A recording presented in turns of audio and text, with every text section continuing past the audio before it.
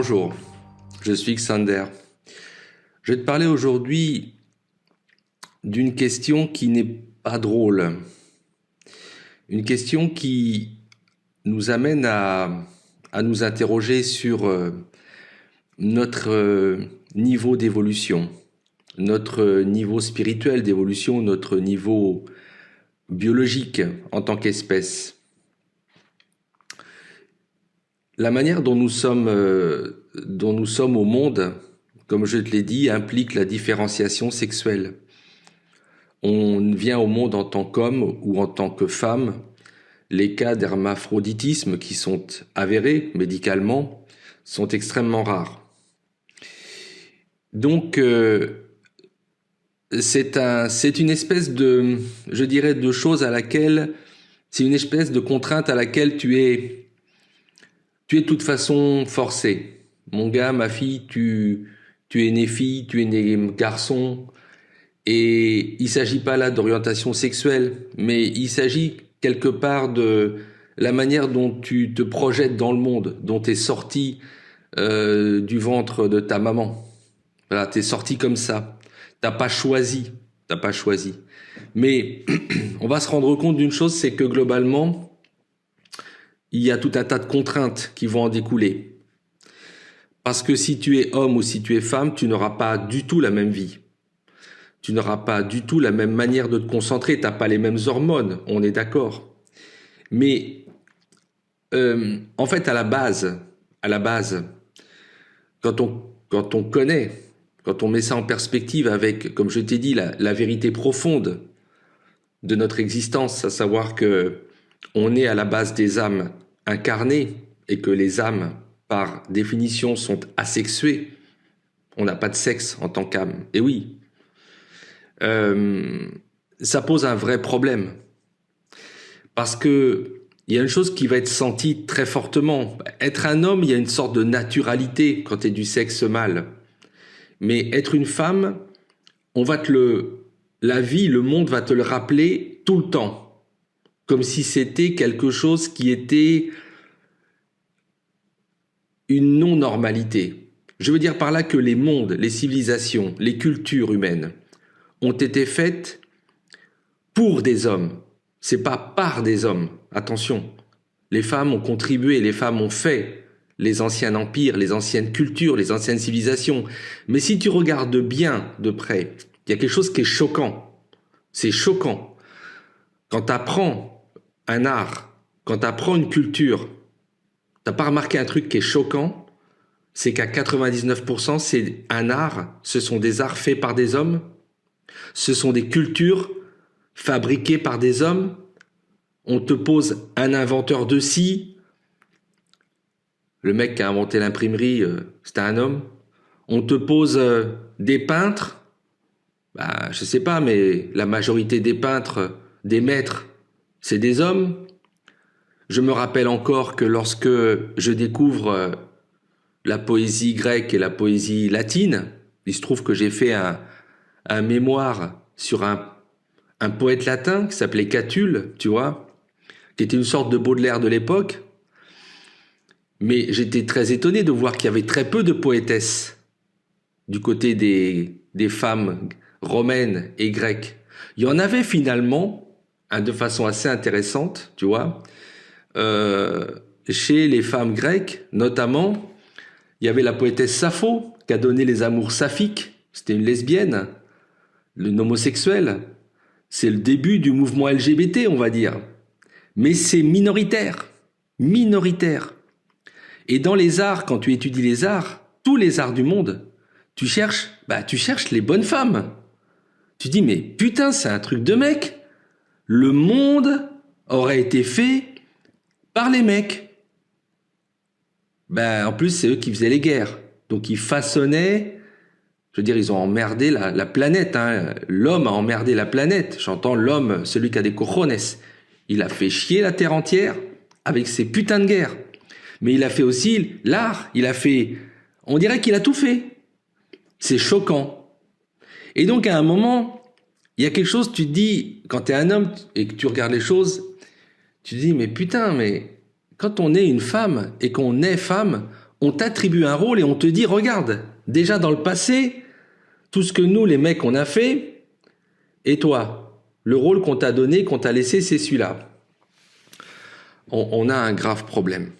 On a un grave problème parce que, je vais te dire une chose qui va peut-être t'étonner, mais une partie de la merde dans laquelle on se trouve, la façon dont fonctionne ce grand jeu vidéo d'entraînement, je t'ai dit, qu'est la vie, vient du fait que, pour une raison que j'ignore, c'est qu'au début du jeu, la casquette du chef, du capitaine des équipes sur le camp d'entraînement, on donne toujours à des mecs. Eh oui. Et ça fait longtemps. Alors, je pense que il y a des petites choses à changer dans ce domaine. Et pourtant, tu vas pas me voir courir après des mouvements comme le mouvement LGBT, qui pour moi est une façon de façonner la tête des gens. Et moi, je n'aime pas la propagande parce qu'il faut laisser les gens libres avec leur vie amoureuse et sexuelle. Et il faut pas substituer un schéma nouveau qui vient briser peut-être le système familial à un autre. Je dis qu'on foute la paix aux gens avec leur vie amoureuse et chacun a le droit de faire ce qu'il veut dans une chambre à coucher et chez lui. Ça, c'est fondamental. C'est une liberté fondamentale. On fait ce qu'on veut avec notre corps, avec notre vie. Personne n'a à dire quoi que ce soit. Mais néanmoins, je trouve que il y a quelque chose qui ne va pas. Et je voudrais attirer ton attention, que tu sois un mec ou que tu sois une fille, sur des petits faits qui sont troublants. Et que je vais essayer de te mettre en perspective. Tu sais que mon approche n'est jamais une approche classique avec des éléments religieux. Parce qu'il faut toujours aller emmerder. On va pas laisser tranquille. Moi, tu sais que mon champ de bataille, c'est le christianisme. Si t'es musulman, t'adaptes. Si t'es bouddhiste, t'adaptes, tu te débrouilles. On peut tous faire la même chose. Tu peux prendre ta spiritualité, tu peux transposer.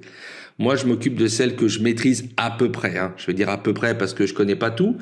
Mais quelque part, je vais aussi aller fouiller là-dedans et tu vas voir que c'est pas triste.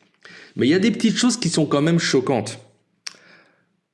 Toutes les heures là, t'as passé combien d'heures dans ta journée? Toutes les heures, à chaque heure, t'as à peu près 5 à 6 femmes ou filles qui sont tuées, assassinées, qui sont tuées de la main d'un proche. Un père, un frère, un compagnon, un mari. Dans le monde, tu as à peu près 50 000 femmes qui meurent chaque année de la violence masculine. Ouais. Dans les meurtres qu'il y a sur la terre d'hommes, les hommes sont majoritairement les victimes. Mais par contre, quand tu regardes les femmes qui meurent, les femmes sont tuées par des hommes, en grande majorité. Et je te parle pas des viols. Je te parle même pas des viols qui sont, si on les compte, là, les chiffres sont monstrueux sur la Terre. Il y a quand même quelque chose qui ne va pas. Et je vais te dire, tu as remarqué que dans mes audios, je te parle de la vie animale, comment il faut arrêter d'emmerder les animaux, parce que c'est vrai que quand tu vas mettre des poules, et que tu as des milliers de poules, et que tu les mets dans des petites cages, forcément, tu auras une viande de merde, tu auras des œufs de merde, parce que c'est des animaux qui souffrent. Et quand tu fais souffrir le vivant, je te dis, il y a toujours le retour vibratoire. T'as une vibration qui sort, c'est de la merde. Donc forcément, tu vas te rendre malade. Donc il faut qu'on arrête d'emmerder les animaux. Mais il y a tellement de choses qui sont plus graves encore que ça. C'est comment on se conduit entre êtres humains. Et il y a un élément qui est vraiment à changer pour toujours dans nos sociétés.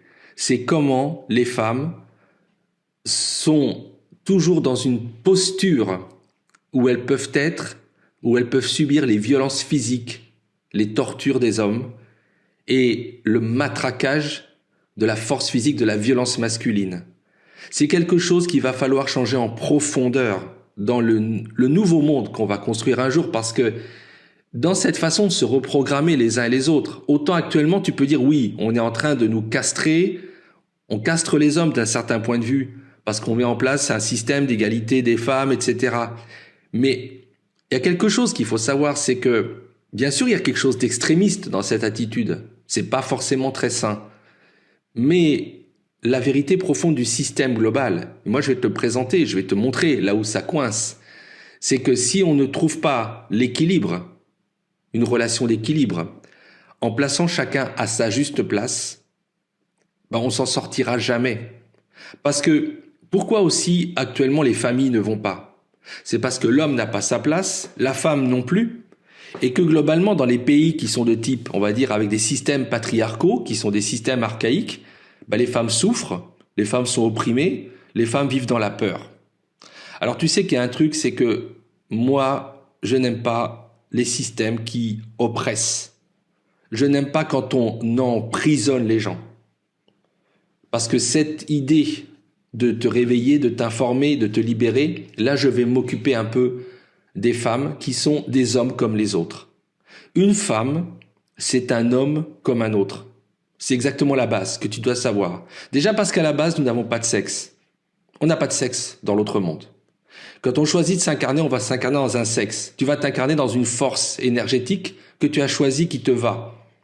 Donc ça peut être une force qui est plus yang, qui est plus brutale, directe, ou qui est plus féminine.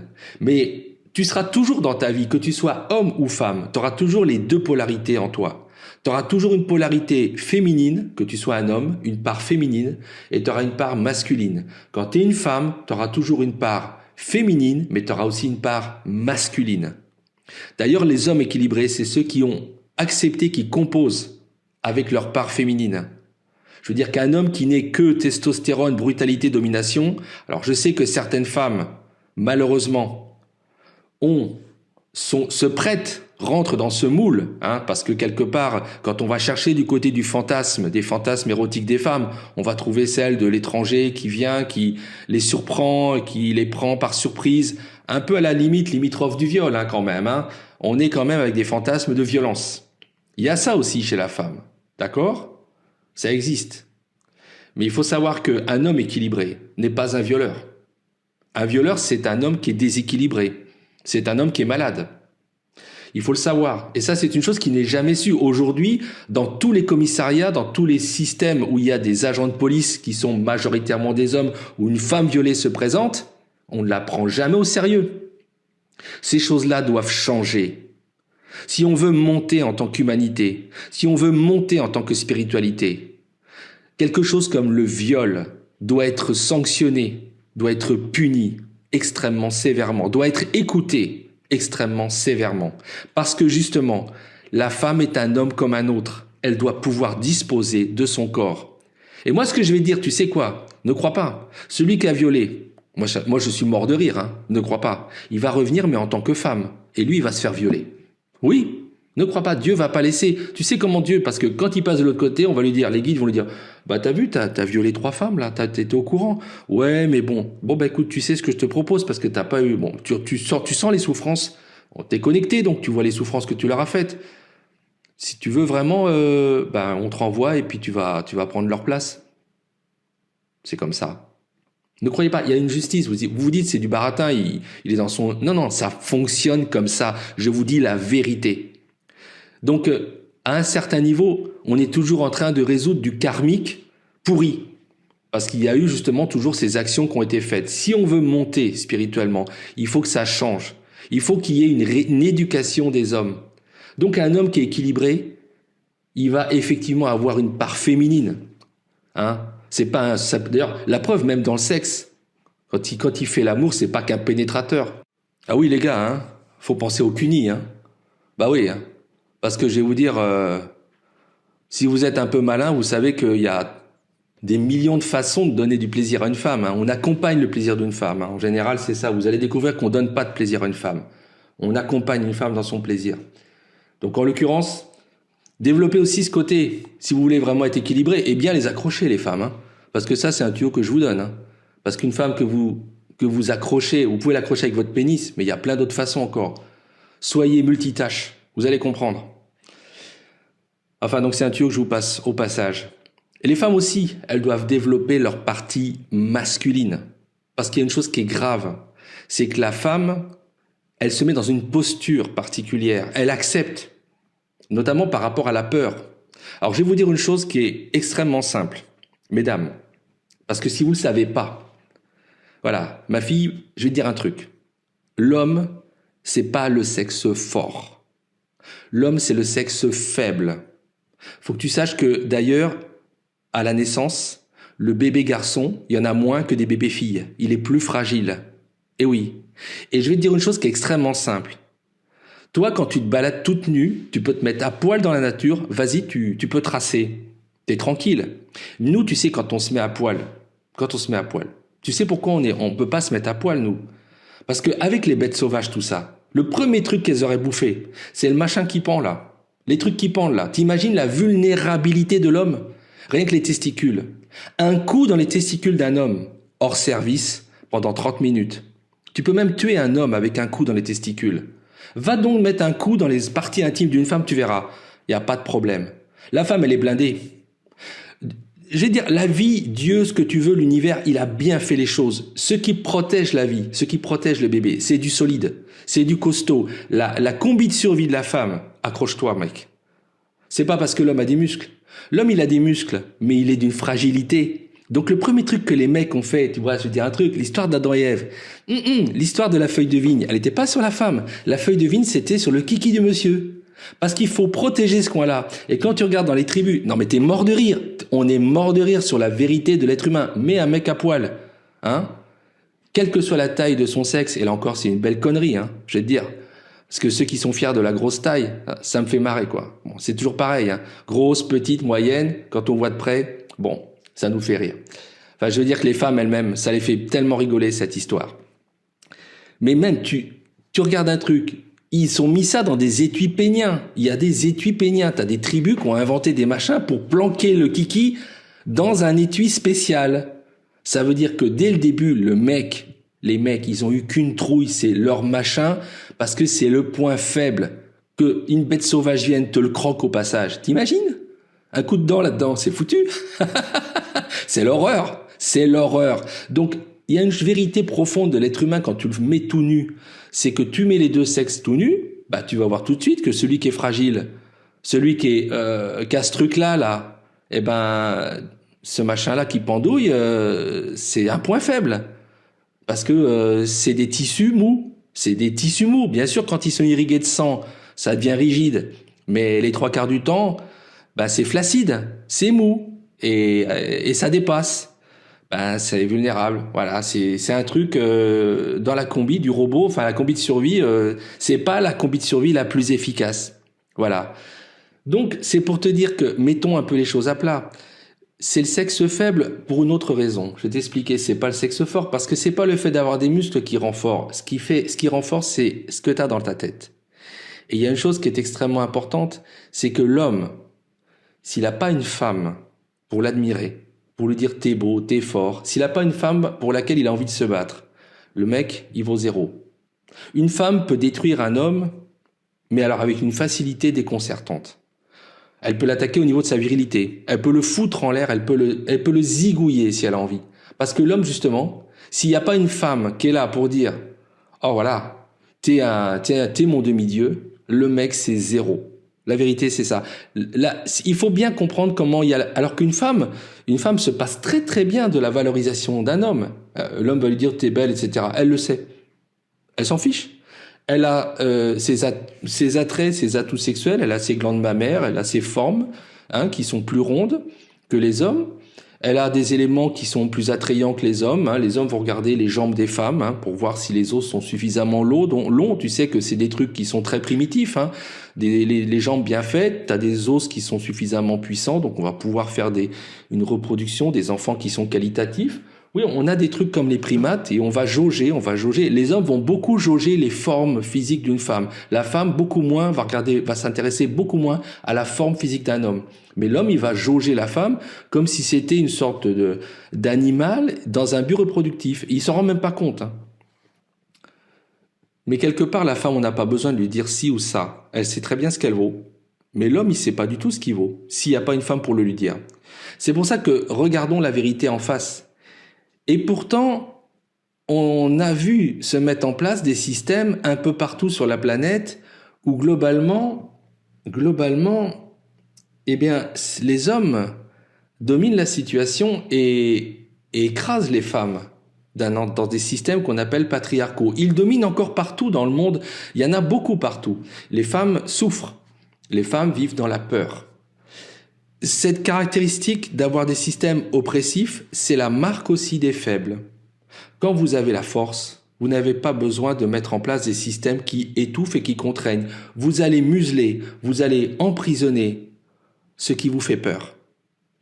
Toutes ces sociétés où les femmes sont asservies, écrasées, dominées dans des systèmes qui sont patriarcaux, c'est parce qu'elles font peur aux hommes. On va museler, emprisonner, on va asservir, on va mettre des chaînes à ce qui vous fout la trouille. On va pas mettre des chaînes, on va pas mettre une laisse à un chien qui vous suit de façon servile. Mais le molosse, dont tu sais très bien qu'il peut te bouffer, tu lui mets une muselière, d'accord ? Les Chinois, ils avaient trouvé une technique, parce que le problème, c'est que l'homme, il a toujours la trouille, c'est que la femme se casse, c'est que la femme se barre avec les gosses. Bah oui, attendez, c'est le truc qu'elle peut faire. C'est je me casse et démerde-toi et fais et occupe-toi de tes chaussettes et de ta bouffe tout seul. Et là, il est mal, le mec, en général. Hein, surtout si c'est un ancien fils à sa maman qui sait rien faire. Et oui, parce que c'est ça qui est rigolo, c'est que lui, il a été éduqué, pas comme un homme, mais comme une femme. On fait tout pour lui. Regardez de près qu'est-ce qui se passe dans le système patriarcal. Qui est faible, qui est fort. Donc les menottes qui ont été créées, moi je n'aime pas les menottes. Vous avez vu, je vous ai parlé de toutes ces menottes qui existent. Alors là, on a des menottes mentales et on va vous travailler par la peur. On va inculquer des schémas qui vont permettre la peur. Il ne faut jamais avoir peur d'un homme. Un homme, c'est ce qu'il y a de plus faible, c'est ce qu'il y a de plus vulnérable. N'oubliez pas, ce proverbe qui je crois est turc, sur 10 hommes, il y a 9 femmes. Sur 10 hommes, il y a 9 femmes. Et c'est un homme qui vous parle, qui sait très bien jauger les hommes, qui a passé son temps, moi j'ai passé ma vie depuis que je suis né, à me battre avec des hommes, parce que dès qu'ils m'ont vu, ils ont essayé de me faire la peau, de m'écraser, de m'humilier, de me foutre par terre. Je vous dis pas ça les mecs, je vous en veux pas, je vous aime aussi parce que je suis dans l'amour inconditionnel, il n'y a pas de problème, j'ai dépassé tous ces stades. Mais putain, ce que vous avez pu me casser les couilles en voulant m'écraser parce que je vous menaçais. Menaçais de quoi? Voilà leur système. L'homme, il va écraser parce qu'il a peur. Mais si toi, tu es intelligente, tu vas savoir que tout son comportement, c'est un comportement de faible. 9 hommes sur 10 sont des femmes. Voilà la vérité. Donc tout ça, c'est des systèmes acceptés. N'acceptez pas la dictature masculine. Si vous êtes une femme battue, si vous avez peur des représailles, dites-vous que la vérité, c'est dans votre tête que vous vous fabriquez la menace. Elle n'existe pas en vrai. Osez vous opposer. Mais allez-y à fond, jusqu'à ce que ça pète. Conduisez-vous en homme, parce que vous avez de l'homme en vous. Les femmes ont de l'homme. Et quand elles ont de l'homme, il est plus puissant que l'homme qu'il peut y avoir dans un homme.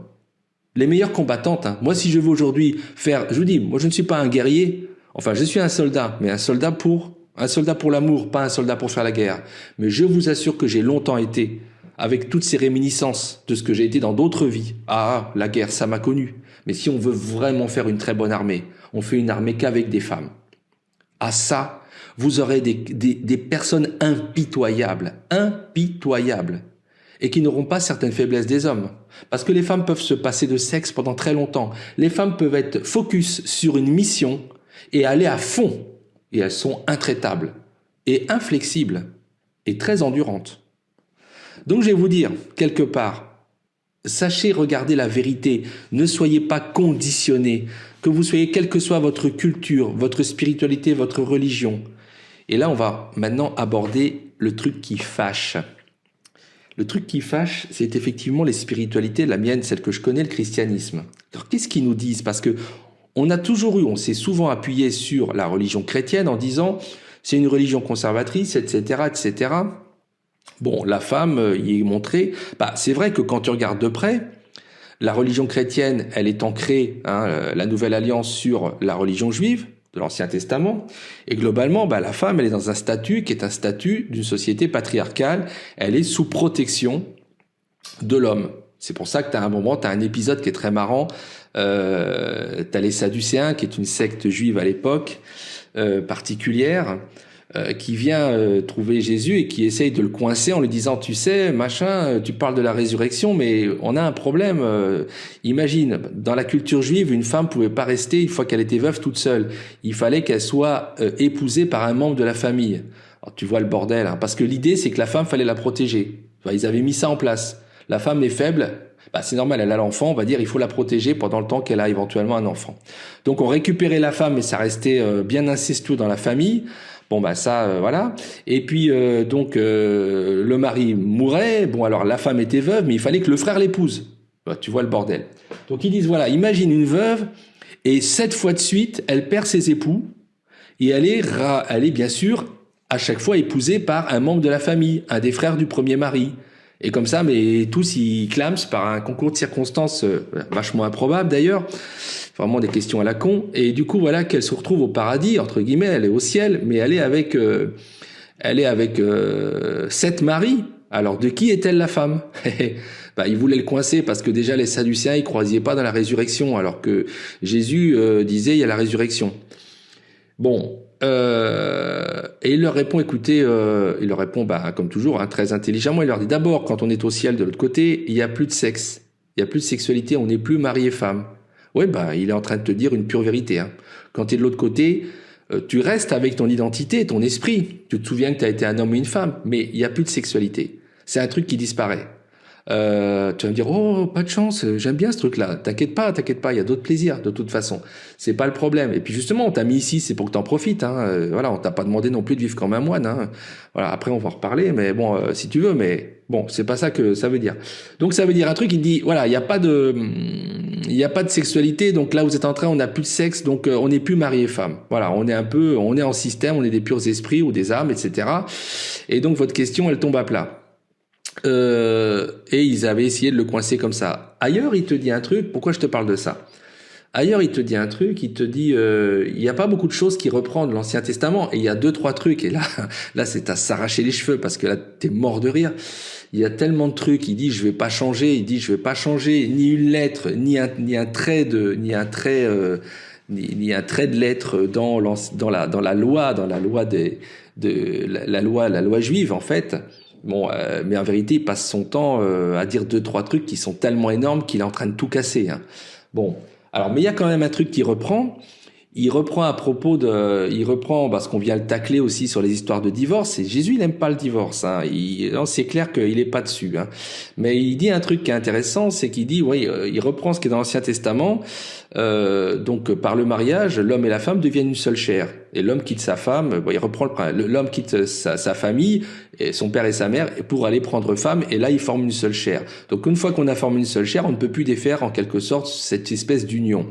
Mais ce qui intéresse justement Jésus, c'est cette espèce d'union des âmes, hein, qui est assez pour lui intéressante. Donc il essaye de mettre une opposition. Donc du coup, tu vois un positionnement qui est assez conservateur. Tu vas me dire, bon, tu es en train de nous dire quoi là? Tu veux en venir où? Je te donne un 3e élément. Dans la loi juive aussi, quand une femme commettait l'adultère, elle était lapidée. Ce qui était une mort atroce, c'était une mort à coups de pierre. Tu vois, et c'était les hommes qui le faisaient, hein. En général, voilà. Et là, donc, ils ont chopé une femme qui a commis l'adultère à l'époque de Jésus, et puis voilà, ils sont tous prêts à la lapider, mais ils viennent un petit peu, c'est un peu pour l'emmerder, quoi. Ils viennent le chercher, ils disent, attends, Rabbi, hein, c'était bon, ça veut dire Seigneur, hein. Voilà, c'est un titre religieux. Toi qui es un chef spirituel, raconte-nous un peu, qu'est-ce que tu ferais? Et lui, il leur dit que celui qui a péché, qui n'a jamais péché, bon, celui qui est absolument pur, lui jette la première pierre. Et tu vois tous les mecs qui laissent tomber un par un leur pierre. Et puis ils se barrent. Et puis la femme, elle reste là, puis elle dit, Rabbi, qu'est-ce que tu veux faire avec moi? Il lui dit, va-t'en. Il est en train de tracer des dessins dans le sable, etc. Il est dans ses pensées, hein, tu vois. Tranquille, il est en train de méditer, et puis il lui dit, va-t'en, mais ne pêche plus. Donc ça te montre l'attitude qu'il a aussi de pardon, j'aime bien, tu vois, ce qui est très intéressant, c'est cette attitude d'équilibre qu'il y a. On n'a pas beaucoup de prise de position sur le statut de la femme. Je pense que Jésus, globalement, ne se dissocie pas, c'est vrai, de cette société qui est une société patriarcale à dominante masculine, qui est celle dans laquelle il est né. Mais l'histoire de Jésus, c'est l'histoire d'un homme. D'ailleurs, il s'appelle plus de 70 fois fils de l'homme. Il se dit jamais je suis fils de Dieu. Qui à un moment monte C'est-à-dire que la façon qu'il a d'évoluer te montre, c'est un enseignement, c'est ce qu'on appelle une propédeutique, c'est-à-dire que c'est des étapes en live qui vont te montrer qu'est-ce que toi-même tu peux devenir. Mais il part d'un état qui est un état homme, mais il finit effectivement sur la croix, et même avant de monter sur la croix, il va avoir des comportements d'homme, il va dire à Dieu, éloigne de moi cette coupe, parce qu'il sait qu'il va être torturé, il n'a pas envie de souffrir, il a encore du charnel en lui. Et pour finir, il passe de l'autre côté, et je dirais qu'il devient Christ, c'est-à-dire il acquiert, il s'identifie à Dieu. On a toujours voulu que tout de suite, allez, il arrive, c'est Dieu qui arrive, et tatata. C'est un processus, Jésus, c'est très intéressant. C'est ça qui est intéressant. Et de la même façon, c'est quelqu'un qui va dire, à un moment, il va rejeter effectivement, il va être au début dans l'idée, je suis venu d'abord que pour le peuple juif. Et puis, il va évoluer. Il va dire, non, le peuple juif me déçoit. Je vais finalement parler pour tous les hommes et également les non-juifs. Tu vois une évolution de Jésus. Et je pense qu'à l'époque, il est aussi au départ dans cette logique, mais il part d'un état homme et il va vers cet état qui est l'état de Dieu. C'est-à-dire où quand tu es dans la vision de Dieu, tu ne peux plus voir le monde avec des clivages, c'est-à-dire les clivages entre juifs et non-juifs. Il n'y a plus que des hommes pour lui. Les clivages entre hommes et femmes. Et ça, c'est aussi quelque chose, voilà, c'est ce que je voulais te dire, c'est que de l'autre côté, ce clivage entre hommes et femmes n'existe pas, n'a pas lieu d'être. Donc tout ce que les hommes inventent pour mettre en place des systèmes de différenciation sexuelle, on a bien un dimorphisme sexuel, on est différent, on n'a pas le même corps, on est d'accord, on est différent. Mais quand on y regarde de près, c'est toujours la même structure. Et d'ailleurs, c'est plus ou moins dit, quand on te parle de la côte d'Adam à partir de laquelle on va faire Ève, on est en train de te parler d'un système de clonage, on est en train de te parler d'un système d'identité. N'est-ce pas? Je dirais que il y a d'un point de vue, cette image, c'est déjà une image de la génétique moderne. Et c'est vrai que si tu regardes un corps humain, homme et femme, on est extrêmement proches. C'est-à-dire que le dimorphisme sexuel, dans notre espèce, il est très peu accusé. Alors que tu as des espèces sur la Terre, des incarnations de vie. Par exemple, tu as des femelles araignées, elles font 40 fois la taille du mâle. Le mâle, il est tout petit, minuscule. Il y a des différences de taille très importantes entre les sexes dans les apparences. Tu connais les différences entre le mâle, le paon, le mâle et la femelle. Mais dans tous les sexes, les oiseaux, c'est très frappant. Mais dans beaucoup d'espèces, tu vas trouver ça. Mais chez nous, c'est très peu accusé. Et ce n'est pas un hasard.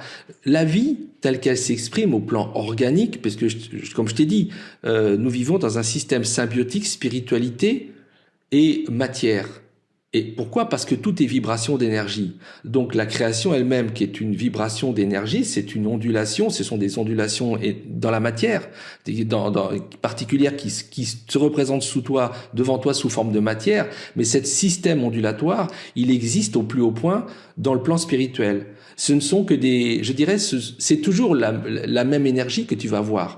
La même vibration, mais la même énergie, mais qui va vibrer différemment. C'est pas la même vibration, mais globalement, c'est ce que tu as en face de toi. Donc, il y a toujours une évolution qui se fait, je dirais, de façon parallèle. C'est pour ça que je te dis que c'est un système symbiotique. Le spirituel et l'organique vont de concert. Donc quand tu regardes comment nous avons été faits, comment nous incarnons, tu vas voir que nous sommes, c'est pour ça que je te dis, la femme c'est un homme comme un autre, tu regardes une femme, le pénis il existe chez la femme, seulement il est atrophié, il est tout petit, c'est le clitoris, ce qui fait que c'est une zone extrêmement sensible, puisque chez nous c'est l'organe du plaisir, et encore c'est extrêmement limité par rapport à une femme. Extrêmement limité notre plaisir.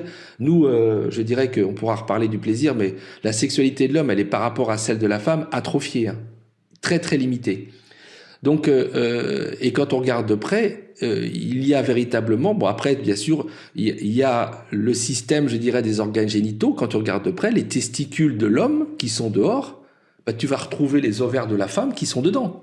Il y a un système d'inversion. Simplement, les organes sexuels qui produisent effectivement les semences de vie, les ovules, ils sont intégrés dans le corps de la femme, ils sont mis à l'abri. Tu vois au passage pourquoi la femme n'est pas vulnérable. Pourquoi dans la nature, c'est-à-dire Dieu te dit, le number one c'est la femme. Moi j'ai t'ai mis ça à l'abri, mec. Je vais pas ma fille. Là, ce qui est important pour qu'il y ait la génération future, je le mets dans ton ventre. Et les enfants se font dans le ventre. Le mec, ça pendouille dehors.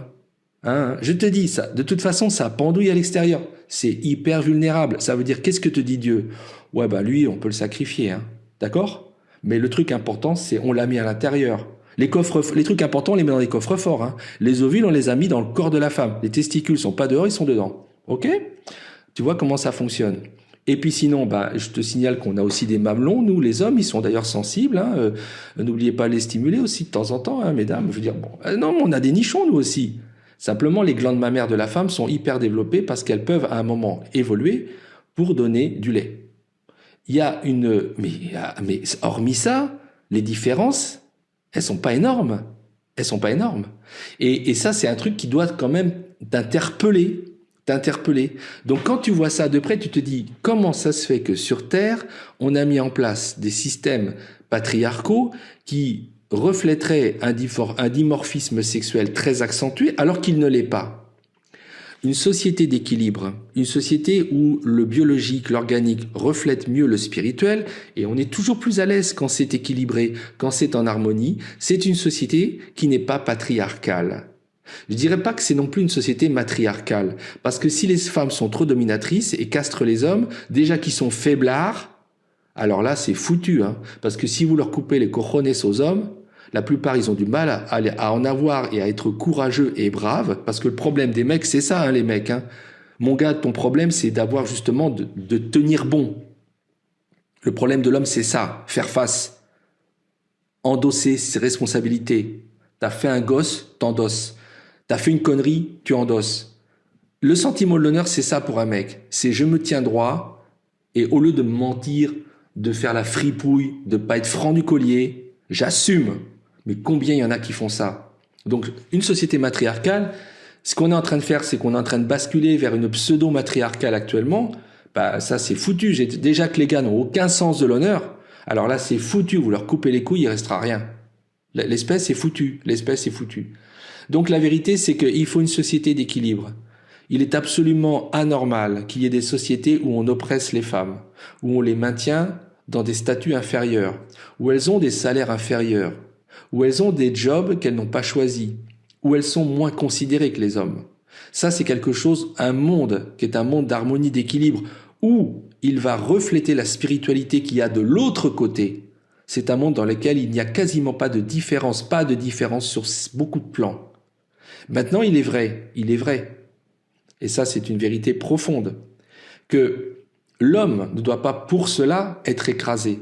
Parce que je vous ai dit, il est fragile dans ce système. Donc on doit lui mettre sa place, mais on doit lui assigner les tâches et on doit valoriser la figure. Je suis désolé, ça va peut-être vous faire rigoler, j'en ai rien à foutre, la figure du héros. Parce que l'homme, on doit le programmer. L'homme, il a une durée de vie à la base plus courte. L'homme, il est fait pour se sacrifier à un certain niveau pour la communauté. Pas pour une bonne femme, Attention, n'inversez pas les rôles, Tous ces hommes qui se sacrifient pour les femmes, c'est pas bon non plus. Je vous parle pas de ça. Mais globalement, il y a un certain rôle de l'homme, quelque part. Mais le système qu'on lui a mis, éventuellement à la base musculaire plus développée, c'est un reliquat, je dirais, de cette programmation. Donc il faut valoriser aussi l'homme en lui assignant des tâches et un rôle. On va pas non plus l'écraser, on va pas l'émasculer. C'est très important. Mais une société d'équilibre, c'est une société où il n'y a pas des systèmes où les femmes ont peur de la violence des hommes. La violence des hommes sur les femmes doit être sanctionnée d'une façon terrible, extrêmement sévère. Les actes de viol doivent être pris en considération. Le viol doit disparaître dans notre espèce. Un homme ne doit pas maintenant pouvoir commettre un viol sur une femme sans passer des années de prison ferme. Il faut le faire. Il faut avoir le courage. Or aujourd'hui, dans les systèmes actuels, ce qui se passe partout, comme je vous ai dit, les policiers prennent les dépositions et ils rigolent. Qu'est-ce que c'est que ça? Dans ce cas-là, changeons les choses. Supprimons les policiers masculins, ne mettons que des femmes. Ne mettons aussi que des magistrats de femmes. S'il faut cela pour en venir à ce qu'on prenne en considération, je dirais, ce type de monstruosité, faisons-le. Je pense qu'on peut éviter cela. Il faut simplement qu'il y ait une meilleure éducation, qu'il y ait une meilleure information. Donc, quelque part, on doit supprimer tous les reliquats qui sont encore dans nos sociétés, qui font de la femme une mineure. Dans le code napoléonien, la femme est traitée en mineure. Quand il y a des systèmes de divorce, la femme, elle a tout, elle a les enfants, l'homme, on va lui enlever. Parce que pourquoi? Parce qu'on doit protéger la femme. La femme est toujours, on est dans un système où on dit que la femme est égale, mais dans les faits, on a encore toutes les rémanences dans les systèmes juridiques, par exemple en France, mais ailleurs, de codes de loi qui considèrent la femme comme un enfant. Donc il faut mettre ça à plat. On est d'accord? Ça, c'est certain. Il faut faire sauter tous les anciens éléments qui sont les éléments des sociétés de la peur.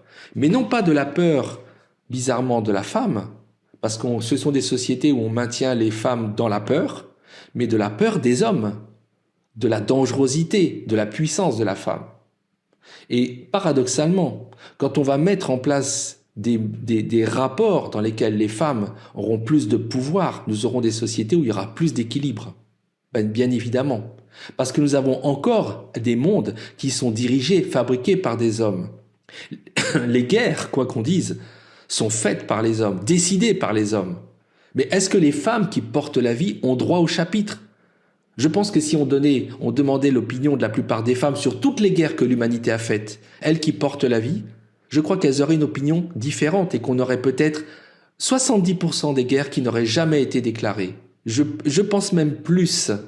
Donc on voit très bien comment dans tous les organes que nous devons avoir, qui ne sont pas des organes politiques, nous devons avoir des organes où on élit des hommes sages et des femmes sages. Cette présence des femmes dans la manière qu'on a de diriger nos sociétés, nos communautés, va changer la donne. Donc quelque part, cette nouvelle montée vibratoire de la Terre, ce changement, c'est aussi une montée de quelque part la part féminine. Oui, c'est que moi je vous annonce ça. Je vous annonce que la part féminine de la Terre, la part féminine de l'humanité est en train de monter. Et que c'est elle aussi, et c'est le sens spirituel de mon message, cette part féminine qui va changer la donne. L'humanité sera différente un jour, nous serons différents, parce que les hommes auront accepté mieux cette polarité féminine qu'ils ont en eux. Les femmes elles-mêmes remettront les hommes à leur place en ayant conscience que si elles ne leur donnent pas estime et considération, l'homme, bien sûr, elles le castrent, elles le mettent par terre, mais en même temps, elles auront un rôle, les femmes, plus important, et elles ne vivront plus dans la peur. Le jour où les femmes cesseront de vivre dans la peur de la violence des hommes, nous pourrons dire que nous avons changé de civilisation, que nous sommes dans une nouvelle ère, que nous avons monté, que le statut vibratoire de la Terre a changé, nous sommes montés, que la Nouvelle Jérusalem, ce qu'on appelle la Nouvelle Jérusalem, nous les chrétiens, c'est-à-dire en fait un nouvel état, c'est-à-dire un nouvel esprit, l'esprit en fait de Christ, qui n'est pas pour moi uniquement l'esprit chrétien de Jésus. Vous savez que je l'associe aussi bien à Bouddha qu'à Mahomet, il peut être dans plusieurs spiritualités, mais ce nouvel état de sanctification, où il y aura toujours des problèmes, où il y aura toujours le mal, mais où il y aura un mieux, eh bien, il sera là. Donc voilà, ce que je voulais vous dire quelque part, c'est que celui qui actuellement n'a pas conscience de ça et qui veut remettre en place, parce qu'actuellement il y a la tentation avec tout ce que nous vivons du repli identitaire. On a des gens qui sont dans le repli identitaire qui vont dire la solution c'est de fermer les frontières, de remettre en place les barrières entre les pays, de revenir à nos traditions, de chasser les étrangers. Et aussi derrière tout ça, il y a la volonté de revenir, il y a la volonté réactionnaire de revenir au monde d'avant, où les hommes terrorisaient les femmes. Et oui, parce que tout va avec. Ce monde-là ne sera pas. Ce monde-là, c'est revenir dans les ténèbres. Le monde qui est devant nous, c'est pas ce monde-là. C'est un monde d'ouverture, effectivement, des frontières.